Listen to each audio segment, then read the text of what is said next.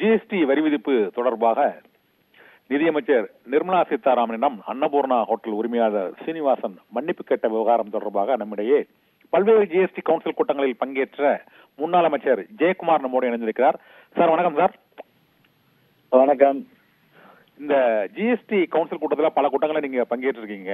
இந்த உணவுப் பொருட்கள் மற்றும் ஹோட்டல்களில் உள்ள பொருட்கள் மீதான இந்த வரி விதிப்பில் உள்ள மாறுபாடு தொடர்பாக நீங்க இந்த அன்னபூர்ணா ஹோட்டல் உரிமையாளர் ஒரு கருத்து தெரிவிச்சிருக்கிறாரு. அந்த கருத்து பற்றி முதல்ல என்ன சார் நினைக்கிறீங்க?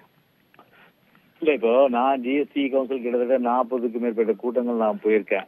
ஆமா, பேசிருக்கீங்க, பல முறை பேசிருக்கீங்க, நீங்க அசம்பிளிலும் பல முறை பேசி மட்டும் இல்ல, இப்ப இருக்கிறவரு போறாரா வராருன்னு தெரியல நிதியமைச்சர். நான் போய் ஒவ்வொரு தடவையும் அங்க பேசிட்டு வெளியில வந்து பேட்டி கொடுப்பேன். என்னென்ன கோரிக்கை வந்து தமிழ்நாடு சார்பில் வச்சோம், எதெல்லாம் வந்து இங்க தமிழ்நாடு சார்பில் வச்சதெல்லாம் நிறைவேறிச்சுன்னு சொல்லுவேன். இன்னும் என்ன நிறைவேறும் சொல்லுவேன். ஆனா இப்போ என்ன கிணத்துல போட்டு கல்லு மாதிரி என்ன நடக்குதுன்னு தெரியல. இப்போ ஜிஎஸ்டில கவுன்சில்ல அது ஒரு பக்கம் இருக்கட்டுங்க. நான் கேட்கிறேன், இப்போ வந்து ஹோட்டலுக்கு அன்னைக்கு 5% அன்னைக்கு கொண்டு வந்ததே நாங்க தான். அன்னைக்கு எங்களுக்கு வந்து பாராட்டு விழாவே இதே சீனிவாசன் எங்களுக்கு நடத்தினாரு சென்னையில. அது ஒரு பக்கம் இருக்கட்டும். நான் கேட்கறது என்னன்னா, ஒரு முரண்பாடு வந்து பாத்தீங்கன்னா வந்து இந்த ஹோட்டல் தின்பண்டங்கள்ல இருக்குன்னு சொல்லும் போது கோயம்புத்தூர்ல ஒரு மீட்டிங் நடத்துறாங்க. அதுல வந்து பல்வேறு தரப்பட்ட கருத்துக்கள் வரும். அதுல வந்து இந்த ஹோட்டல் உரிமையாளர் அந்த சங்க சார்ந்த அனுபவ உரிமையாளர் திரு சீனிவாசன் ஒரு கருத்தை வைக்கிறாரு. அந்த கருத்து என்ன? ஏற்றுக்கொள்ள முடியாத கருத்தா, இல்ல வந்து ஒரு ஜனநாயகத்துக்கு அப்பாற்பட்ட கருத்தா, இல்ல அன்பார்லிமெண்டரி வேர்டா? ஒன்னும் கிடையாது. ஒரு ஹியூமரஸா, சென்ஸ் ஆஃப் ஹியூமர்ல அவர் சொன்ன விஷயம். இதுக்கு எதுக்கு போய் அவர் கூப்பிட்டு மிரட்டி மன்னிப்பு கேட்க வைக்கணுன்றது எனக்கு புரியாத புதிரா இருக்கு. அப்போ ரெண்டு விஷயத்த வந்து பிஜேபி நாட்டுக்கு சொல்றாங்க. ஒண்ணு, நாங்க கூட்டம் போட்டா யாரும் பேசக்கூடாது. அப்பதான் ஒரு பாசிஸ்ட் தானே அது, ஒரு பாசிஸ்ட் பண்ற வேலை தான் பண்ணிருக்காங்க. ஒண்ணு. ரெண்டாவது பாத்தீங்கன்னா வந்து நாங்க கூட்டம் போட்டாலும் அதோட வந்துட்டு போறதான் உங்களுக்கு, வேற எந்த வேலையும் உங்களுக்கு கிடையாதுன்றது. அது எப்படி? அப்ப கூட்டம் போட வேண்டிய அவசியமே இல்லையே. கூட்டம் போட்ட நோக்கமே வந்து கருத்து பரிமாற்றம் இருக்கணுன்றது தானே. அப்ப அந்த கருத்து பரிமாற்றத்துக்கு மேல நடவடிக்கை எடுக்கிறதான அந்த கூட்டத்தினுடைய நோக்கமா இருக்கணும். அப்ப சும்மா வந்து டீ காஃபி சாப்பிட்டு போறதுக்கா அந்த கூட்டத்துல வராங்க? எதுவுமே பேசக்கூடாதா? சரி, பேசுறது தப்பு கிடையாது. எந்த ஒரு தவறா பேசாத ஒருத்தரை அவரை கூப்பிட்டு மன்னிப்பு கேட்க வச்சு அதை போய் ஊடகங்களுக்கு போய் வந்து வெளியிடுறாங்கன்னா அப்ப எவ்வளவு ஒரு ஆனந்தம் பாருங்க. அப்போ ஒரு பாசிஸ்ட் அரசாங்கன்றது கண்டிப்பா தெரியுது இல்லையா? திரு அண்ணாமலை என்ன சொல்றாரு? எங்க ஐடி பண்ணது தப்பு, அதுக்கு மன்னிப்பு கோருங்க. ஒருத்தருடைய அதாவது ஒரு தன்மானத்தையும் அதே போல அவருடைய மானத்துக்கு ஒரு இழுக்கு ஏற்படுத்திட்டு அது வந்து அந்த இண்டிவிஜுவலா நம்ம பார்க்க முடியாது. அது வந்து ஹோட்டல் உரிமையாளர் பார்க்க முடியாது. ஒட்டுமொத்தமா தமிழ்நாடு அடிப்படையில் தமிழ்நாட்டு மக்கள் அடிப்படையில் தான் பார்க்க முடியும். அவர்களுடைய அந்த இது வந்து ஒரு என்னன்னா ஒரு நியாயமான அந்த பேச்சுக்கு கலகம் கற்பிக்கின்ற வகையில வந்து ஊடகத்தை வெளியிட்டு அதுக்கு வருத்தம் தெரிவிக்குது. திருமதி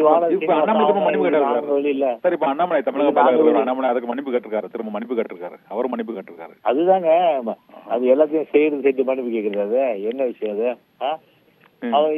இது வந்து பாத்தீங்கன்னா அப்போ அந்த ஐடிவினுடைய வேலை என்ன வேலை செய்து பாத்தீங்க? இதுதான் பண்றாங்க. அதாவது வார் ரூம்னு வச்சுட்டு பிஜேபி ஐடிவிங்க அவங்களுக்கு பிடிக்காத கட்சிகளை வந்து டேமேஜ் பண்றது, அவங்களுக்கு பிடிக்காத கருத்துக்களை வந்து மக்கள் மத்தியில கொண்டு போறது. இதுதான் ஒரு எதிர்கட்சிகார சர்வாதிகார ஒரு ஜனநாயகத்தை ஏற்றுக்கொள்ள முடியாத விஷயங்கள் தான் அவங்க பண்ணிட்டு இருக்காங்க அவங்க. அதனால இந்த மாதிரி போக்கு போகும்போது கண்டிப்பா தமிழ்நாட்டு மக்களே அவமதிக்கிற செயலா தான் நிச்சயமா ஏற்றுக்க முடியாது. இனிமே அவங்க கூட நடந்தவன யாரும் போய் எந்த கருத்து சொல்ல மாட்டாங்க போல இருக்கு. அப்படிதான் வந்து இந்த வெளிப்பாடே இருக்குது. அது மாதிரிதான் ஒரு அச்சுறுத்தல. இனிமே கூட்டம் கூட்டினா கூட யாரும் வந்து பேசக்கூடாது, நாங்க சொல்றதான் கேட்டுன்னு போனா அப்புறம் எதுக்கு கூட்டாது? அதனால கண்டிப்பா வந்து பிரச்சனை தமிழ்நாட்டு மக்கள் அவமதிக்கிற செயலா தான் நிச்சயமா இது ஏத்துக்க முடியும். ஏன்னா இதுக்கு நிதியமைச்சரும் சரி பிஜேபியும் சரி பகிரங்க மன்னிப்பு கேட்டாகணும். அது சரி, இப்போ காரம் இனிப்பு ரெண்டுக்குமே வந்து ஜிஎஸ்டி மாறி மாறி கூடுதலா இருக்காங்கன்னு சொல்றாரு. நீங்க அந்த கவுன்சில் கூடுதலா பல முறை கலந்துருக்கீங்க. அது என்ன சார் பிரச்சனை? கரெக்டா சொல்லுங்க சார். அப்போ இல்லங்க, இப்போ ஒட்டுமொத்தமா வந்து பாத்தீங்கன்னா நான் ஜிஎஸ்டி கவுன்சில் ரெப்ரசென்ட் பண்ணும்போது கிட்டத்தட்ட 18% இருந்தது. அது 12% இருந்தது. அதுக்கப்புறம் காமனா என்ன பண்ண 18-12 இருக்கக்கூடாதுன்னு சொல்லி 5% ஆக்குன்னு அவங்களுக்கு பெரிய சந்தோஷம். சரி, அப்போ வந்து என்ன சொன்னாங்க, அந்த வேல்யூ ஆடட் போது அதை ஒரு டிஸ்கஸ் பண்ணி நம்ம பண்ணிக்கலாம்னு சொல்லிட்டு ஒரு கருத்து வந்தது. அப்போ கவர்மெண்ட் மாறி போச்சு. சரி, அப்படி இருக்கும்போது அது தீர்வு காண வேண்டிய இடம் தான் ஜிஎஸ்டி. ஒரு கருத்து, ஆமா நல்ல கருத்து சொல்லியிருக்கீங்க. இது வந்து இப்போ நிர்மலா சீதாராமன் பாத்தீங்கன்னா வந்து மத்திய நிதியமைச்சர் இருந்தாலும் கூட கவுன்சில் தான் வந்து அதிகாரம் படைச்சது. ஏன்னா அவங்க என்ன சொல்லியிருக்கணும், இதை வந்து கவுன்சில்ல நான் இந்த சப்ஜெக்டை வந்து பிளேஸ் பண்றேன். கவுன்சில்ன்றது எல்லா நிதி அமைச்சரும் அந்த ஜிஎஸ்டி ரெப்ரசென்ட் பண்ற மினிஸ்டர்ஸும். அப்போ அங்க விவாதிச்சுதான் தீர்வு காண முடியும். அந்த இடத்துலயே அவங்க ஜிஎஸ்டி கவுன்சில் தவிர அவங்க சொல்ல முடியாது இவங்க. ஏன்னா ஜிஎஸ்டி கவுன்சில் தான் அதிகாரப்படுத்த அமைப்பு அது. அதனால அவங்க வந்து அந்த வார்த்தை சொல்லிட்டு இருக்கலாம், நாங்க இந்த முரண்பாடு இருக்குன்னு சொல்றீங்க, அந்த முரண்பாடை களையறதுக்கு வேண்டிய நடவடிக்கை நாங்க நிச்சயமா வந்து இது வந்து பிரச்சனை இல்லை. ஆனா கடைசியில பிரச்சனை ரெண்டு பக்கம் மன்னிப்பு தான் கேட்கறாங்களே தவிர அந்த ஜிஎஸ்டி வரி அவர் சொன்ன கோரிக்கை ஏற்கப்பட்டதா இல்லையான்னு இன்னும் முடிவு எடுக்கலையே. அதுதாங்க. ஆனா இப்ப இங்க உடனே சொல்ல முடியாது. இது அவங்க மினிஸ்டர் தான் சொல்லிருந்தா கருத்தை வந்து கருத்தை இந்த கருத்தை வந்து பாத்தீங்கன்னா மினிஸ்டர் தான் அங்க சொல்லுமே. அங்க யாரு நிதியமைச்சர் தான் சொல்லும். தமிழ்நாடு நிதியமைச்சர் தான் வந்து இந்த முன்மொழிவு அங்க கொண்டு போனாங்க. ஆமா, அதை கொண்டு போய் அங்க தீர்வு காணாத. ஏதோ முதல் நிதியமைச்சர் வந்து ஒரு பொலிட்டிக்கலா வந்து பிஜேபிக்கு ஒரு மைலேஜ் கிடைக்குன்னு சொல்லி இங்க கூட்டத்தை ஏற்பாடு பண்ணி கருத்து கேட்கறாங்க. அது நல்ல விஷயம் தான். கருத்தை கேட்டுட்டு என்ன பண்ணிருக்கேன்னா, அது வந்து ஜிஎஸ்டி கவுன்சில்ல நான் இதை பிளேஸ் பண்றேங்க, உங்க அமைச்சரையும் கூட இதை வந்து பேச சொல்லுங்க, யாரு தமிழ்நாடு சார்பில் அப்படின்னு சொல்லிட்டு போயிருந்தா நல்ல விஷயம். அது சரி சரி சரி, கூப்பிட்டு மிரட்ட வேண்டிய அவசியம் கிடையாதுன்ற.